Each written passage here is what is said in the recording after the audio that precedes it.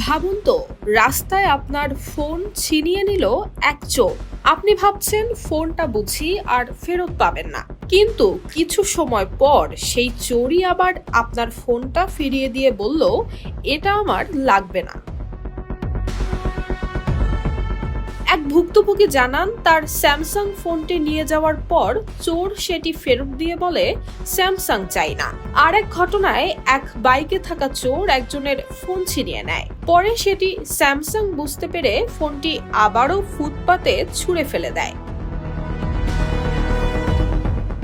শুনতে অবাক লাগলেও বাস্তবেই ঘটছে এমনই অদ্ভুত সব ঘটনা। ফোন নেয়ার পর চোর সেটার ব্র্যান্ড আর মডেল পরীক্ষা করে দেখছে, পছন্দ না হলেই নাকি চুরি করা সেই ফোন ফিরিয়ে দিচ্ছে মালিককে। এভাবেই কোটি কোটি মানুষের ঘরে দেশ জুড়ে ফ্রিজ একটাই, ওয়ালটন। জানা গেছে ফিরিয়ে দেয়া অধিকাংশ ফোনই ছিল স্যামসাং ব্র্যান্ডের। অভিজাত এই মোবাইল চোরদের দেখা মিলছে লন্ডনের অলিতে গলিতে। মোবাইল চুরির পর সেটি আইফোন নয় বুঝতে পেরে সঙ্গে সঙ্গেই আগ্রহ হারিয়ে ফেলছে তারা।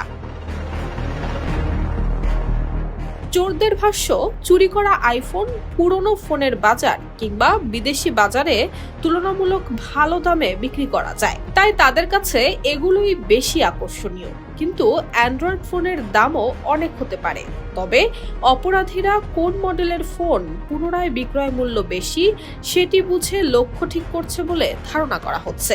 এমনকি কিছু প্রতিবেদনে বলা হয়েছে, পুনরায় বিক্রয় মূল্য কম হলে পুরনো আইফোনও কখনো কখনো চোরদের পছন্দের তালিকা থেকে বাদ পড়ছে।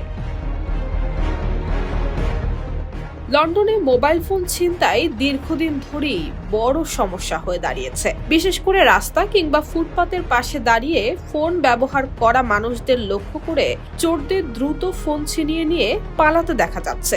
তবে এখন পরিস্থিতি এমন জায়গায় পৌঁছেছে যে ফোন ছিনতাইয়ের আগেও চলছে চোরদের তরফ থেকে ব্র্যান্ড চেক।